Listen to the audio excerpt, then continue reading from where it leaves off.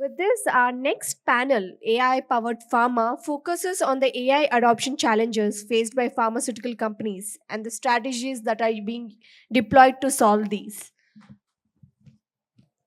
For this panel, I invite our moderator, Mr. Vinod Radhakrishnan, Head AI Strategy and Growth from Tech Mahindra, and our dear panelist, Mr. Azam Khan, VP and Head of Commercialization Capabilities, Eli Lilly, Mr. Braj Panda, CIO Emerging Markets and Global Head of Digital, Dr. Reddy's Laboratories. Along with him is Dr. Shiva Patil, Medical Head Asia Pharma, Sanofi. Let's give them a round of applause, everyone.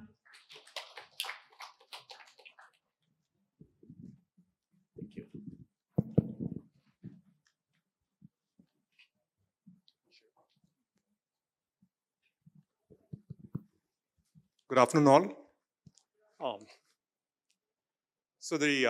Let me just give you a quick context, and I'll take you through the panelists here. There's a lot of talk about AI, Gen AI, agentic AI, but there is also a distance between PowerPoints and rubber actually hitting the road. So today, what we want to do in this next few minutes is just focus on plain, real use cases which have been implemented by different pharma companies. And for that, we have a very interesting and experienced panel on the stage. We have Mr. Azam Khan, who's the VP and Head of Commercialization at Eli Lilly. We have Braj, who's the CDIO for Emerging Markets and Head of Digital at Dr. Reddy's, and Dr. Shiva Patil, who you just heard, leads clinical at Sanofi for Asia. And I'm Vinod. I'm part of the CTO team at Tech Mahindra, focusing mostly on scaling AI for our customers using strategic partnerships. So with the introductions done, maybe we'll start with the easy one. First, you Azam.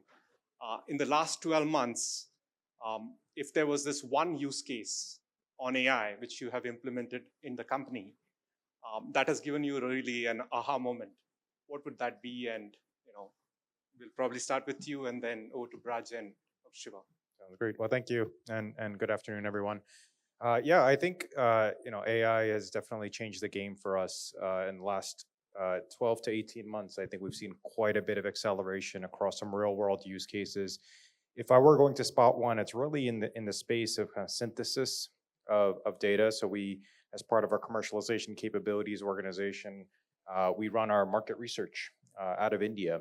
And one of the things that market research cares for is looking across disparate data sources and trying to find key insights across data sources in short period of time, and being able to find where the ambiguities are as well is a process. You compare and contrast documents all day long, finding where the similarities are, and then you also find where the conflicts are, and then you have to figure out how do you resolve those conflicts. That is a largely time-consuming process. And so we've really looked at how AI can help us in this synthesis of different data sources, and then looking at the similarities, looking at the disparities, and then helping us use other external sources to validate and overcome some of those challenges. Excellent. Raj? Yeah, so I'm quite proud to say that we have always been ahead of our generics pharma peers in India when it comes to digital and analytics and now AI adoption.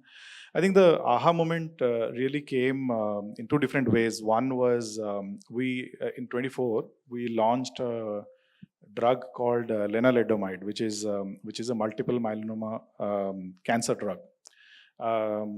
Just for a sense of scale for people here, lenalidomide costs about $10,000 a strip of 10 pills in the US when it got launched. When we brought it to India, it was 4,000 rupees a strip. 4,000 rupees versus $10,000. So you can see the contrast. So what happened in 24 actually was a result of somebody backing a simple, classic, no generative AI back then, classic machine learning based drug selection, something of an extension of what Azam just spoke of. So somebody actually decided to bet on this molecule over some of the others at the time.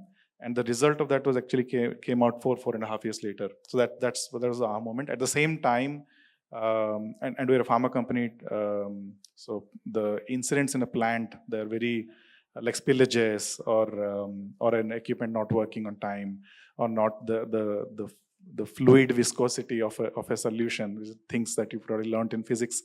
They have to be precise to double decimal numbers and all of that. So we have an incident capture process, which is now AI driven. So what happens is, so there is still a human in loop. So the aha moment actually came when we realized that what takes 3 weeks for an incident to be rectified so that a US FDA drug inspector can come and check it. And we are always audit ready. They can actually show up anytime, by the way, no notice, like a surprise class test. So we have a system now which actually helps the folks on the plant, on the shop floor, saying what are the top reasons why this incident happened, and what is the corrective action, and what could be the preventive action. So what used to take 3 weeks now takes a day, but it's not really 3 weeks to a day. It's really the transition of accuracy in that time. So these are the two, I think, that happen in parallel that I would highlight. Thanks, Breed. I think for me, the aha moment was actually yesterday when I shared with my friends that I'm speaking here. And one of my friend who is a surgeon, he called me, what the hell this AI is? Everybody is talking about it. Now you're also talking. So what is it? So, and I think congratulations to NASCOM, right? You have created that sense of urgency and then, discomfort to everybody in India so that they need to learn about it. So that's one lighter moment that I wanted to share. But from professionally in my life, I think the aha moment is, as I gave an example of the impact at a population level, which happened in actually 2 years back when we funded with 50,000 euros this project. When it came to me, it was very difficult to get the approval from the compliance, and everybody is saying that no, nobody knows about the impact of this. But when the project completed after 2 years, imagine you screen 1.28 million people to detect 4 people who have the disease. Yeah, so then I said, wow, this, none of the, even you can bring an expert neurologist who is a father who has written a Bible, but he won't be able to do it, but AI is able to do it. Yeah. One thing that I really liked from our leaders on the stage today was, there was no snackable AI aha moment. Everything was around the expert AI moment. And which is good, because a lot of times we see, AI from a implementation standpoint being picked for low-hanging fruits. But here, I think all 3 examples were deep tech, research-oriented, where the value of AI is being showcased. Moving ahead, we'll start with Dr. Purely from a clinical perspective, very hard field. AI is also hard there. Any specific area of focus that you have where you're seeing, scalability, adoption going up in your scheme of things?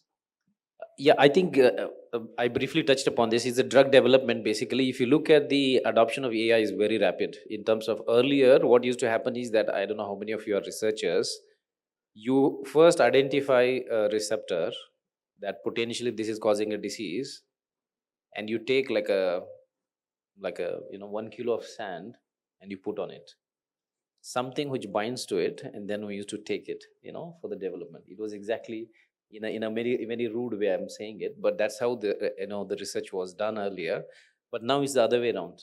We in fact first identify the undruggable target, which we know is the cause for the disease, and then you design a drug for that, which is a miracle, because you have to design, right? So that development is very rapid. Second component is the success of AI driven drug discovery in phase 1 clinical trial and phase 2 proof of concept is very good. But when it comes to phase 3, which is the real world, the trial designs are very much nearer to the general patients who are walking every day in the clinic. There we are struggling. Not many of the molecules are not reaching that stage. So I think this is the area in the next 5 years is going to rapidly transform. And at Sanofi, we have taken an ambition to cut the time by 50% to get the drug from phase 2, which is positive, to the market. So, but that AI is going to transform that. Yeah. Yeah, I would ask a few more questions, but then we're short on time. Braj, from your space with respect to enterprise that you work on, uh, the challenge between POC to production, where have you seen maximum benefit and success? Wherever the AI is running in tandem with the workflow, the benefits and success have proportionately been higher. Wherever it's a personal CV-driven AI or resume-driven AI, then it hasn't worked very well. People usually have this tendency to bring chatbots on top of a set of documents on a data store and all of that. Usually, the novelty factor dies down very quickly. But if they really understand the true process behind it and try to remove friction, cut down on the time, bring accuracy, then all those places the value has been high. Same for you, Azam. Yeah, and this is an ongoing exercise for us, right? So first of all, I think what we're calling the snackable AI has major benefit, and the reason we're not spending too much time talking about it is that's more of a when, not an if anymore. It's table stakes, and that happened all in 1 year, right? What we're pushing towards now is the agentification of experiences and workflows. I think the key thing is from a POC to what you would scale in production is, do you know what business problem you were solving for? Were you trying to actually create an optimization that reduces the number of people required to execute a particular workflow? Are you trying to reduce time to market? Are you trying to improve quality? And if you haven't been able to answer that, then even a POC probably wasn't worth it. And where a lot of companies get stuck is they POC things that look good on paper or seem technically interesting, but actually don't have real world use. So you've got to spend some time and really think about what the workflow you're trying to solve and what you're trying to optimize for before you do the POC. And then once you do the POC, the path to scalability from there is already there. Excellent.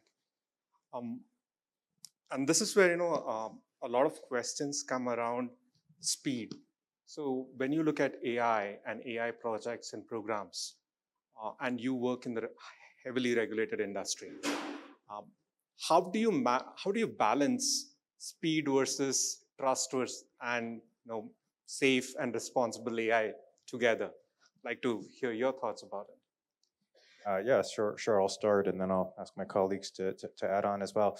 I think pharma is already a highly regulated environment. We've worked with regulations for decades upon decades. In a way, this gives us an advantage. We're not suddenly surprised that we need to embed compliance into AI. It's kind of the next new thing to do.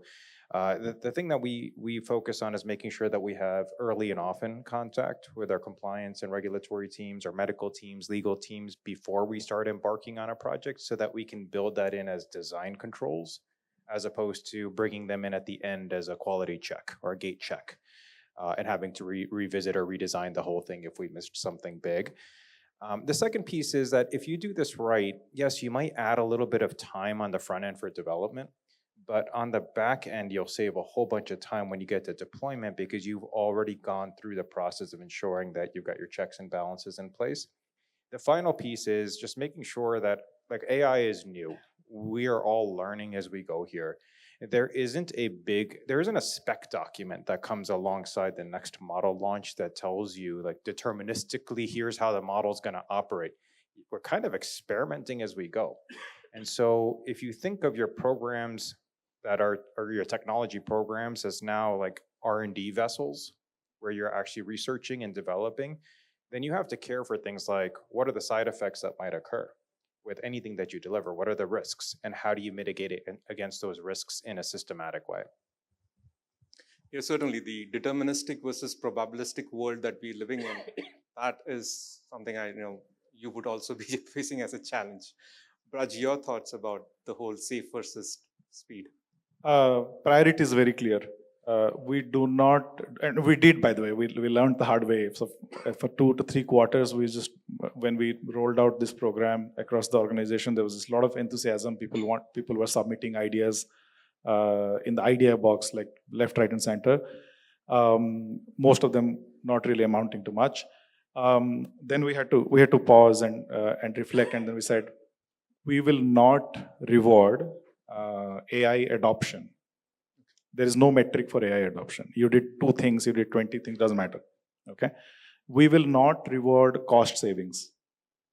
No cost savings because of any AI project is seen any differently. No appreciation, nothing.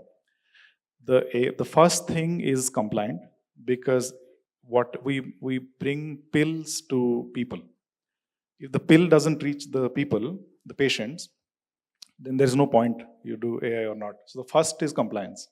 Second is accuracy.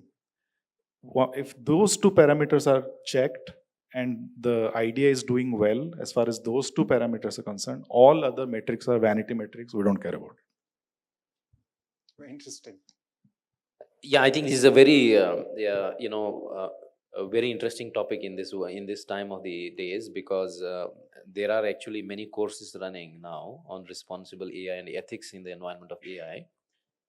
This is very critical question to answer. Yeah, if everything goes well, there are many people who will claim it. But imagine if things go wrong, who is going to own it? I'll give you an example. If there is a patient dies because of a misdiagnosis by an AI, who is going to hold that hot ball? Somebody will say, I didn't hit it, I don't want to hold it. So this is very critical, as you rightly pointed out. At Sanofi, what we do is that there is something called Responsible AI initiative in Sanofi, and there is a governance team created. And as I mentioned about snackable AI, the expert AI, and the agentic AI, the level of governance and the strictness goes extreme. So if it is a expert AI and agentic AI, and if it has no impact at a industry, at an enterprise level, no country can start that kind of initiative. So we kill those ideas. We say that no, these are very complex. It needs to be at a global level. Snackable AI, which is going to make your life simple every day. Of course, adapt, move fast, implement it, because you're not going to kill anybody. So that's fine. So that's the way how we are approaching governance around AI.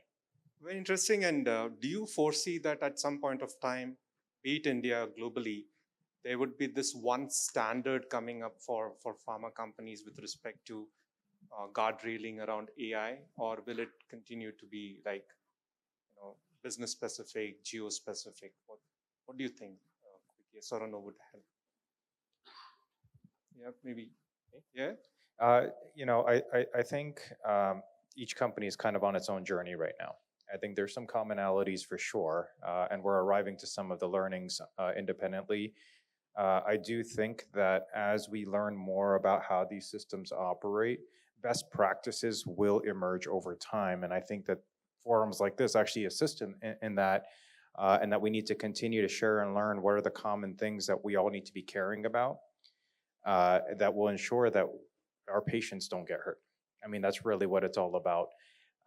And so, yeah, I do envision that we'll probably have a lot more clarity and convergence over time.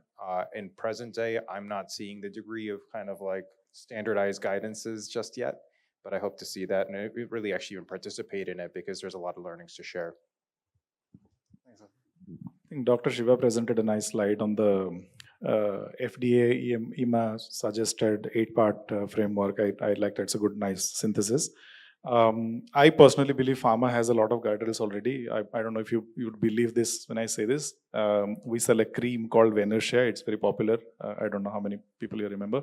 I can't just put a infographic about Venusia, the name, the bottle, what it does, price, whatever, right? I can't just put a picture like that or an infographic like that without 4 levels of validation. Legal, medical, regulatory, and compliance, LMRC. And I think you talked about MLR also in one of the slides. So there is a process for that. So we can't even advertise without that small infographic going through so many hoops. So we have enough guardrails. I think the idea is to use AI to be faithful to it and not try to sort of short circuit or cut corners and all of that. So Yeah, I think just taking from him, right? So there are already some of the countries are advancing well, and I think platforms like NASCOM should also start bringing regulators on the platform and work on designing something called as a living document, not a dead document. When I say living document, is that which people are looking back every year and they're updating it. And there is a concept in medicine now called as a network meta-analysis, which is living. As long as there is a new evidence, you keep adding and revising it. So it's the right time to do that, because otherwise I can see many startups upcoming, they come up with an idea, there is no framework to adapt. And if there is no scalability, when you want to scale it to other countries, then the solution could be outdated. So it is a high time that the important people in India should bring the stakeholders and start. It's okay, we can follow first. Be proud in copying, right? As he said, just be proud in copying. Let's copy it, and then we are smart people and we can improvise it. Yeah, that's what I would say. I know we're running out of time, but one last question that I had for all of you, specifically around build versus buy, especially in AI. If I have to, and maybe a lot of startups in the room would want to know that. What are the typical use cases or areas where you would be open to buying or collaborating with the industry, versus which ones are pretty much a no-go when it comes to looking at the external world? Maybe Shiva, we'll start with you. Yeah. So I think build for Sanofi is basically that is going to keep us relevant in the market. So we don't want that to be buying from someone else, right? So when I say that is that we want to be in the cutting edge to drug discovery, having those innovation, the AI assets developed within Sanofi, which remains with us. It has to keep us relevant in the industry. But when it comes to, we know that there are some startups or some companies who have invested a decade to reach there, and it doesn't make sense Sanofi to build it. I can give one example. There are companies like they have invested to work with many governments on patient-reported outcomes, and they're already part of a highly regulated environment. We wouldn't invest in, rather we take the service because they have gone through that journey. We don't need to replicate it. So that's how I would comment on the two aspects. Yeah. Raj? we have a bias towards buying always, unless of course it's R&D, very specific things related to our QC labs or something very sensitive in the shop floor. Some of those things, like Shiva said, I think I'm just taking a cue from there. IP stays with us, so just make sure of that. Otherwise, we are always interested in buying. We want to use what is the best that is available in the industry at the time. There are startups or established providers who do this for a living. The idea is to take the best out of them, not try to compete with them, because we'll never be as good as a startup focusing on something. The previous presentation we saw, we would never want to do that. We'd probably just partner. I would say for buy, largely in line, it's, for me, it's like a push button, get result. If that's what I'm after, then a buy fits the bill for that. Mm-hmm. And these days, when you think about AI and the real unlocks in AI, it's not push button, get result. It's, you've got to actually look at workflows, and agentifying those workflows requires more than just taking something out of the box and deploying it. And so that's where the partner and the build comes in, right? So on the build, if we've got the internal competency and it's a core workflow of ours, we'll build it. But what I'm seeing, and this is a unique point in time, is that a lot of the innovation on the competency on what agentic AI can do and how we should do it is actually emerging from the startup landscape today. And so in my mind, I'm leaning a little bit more towards the partner space right now. Let's learn together and build something together and really try to change the world that way.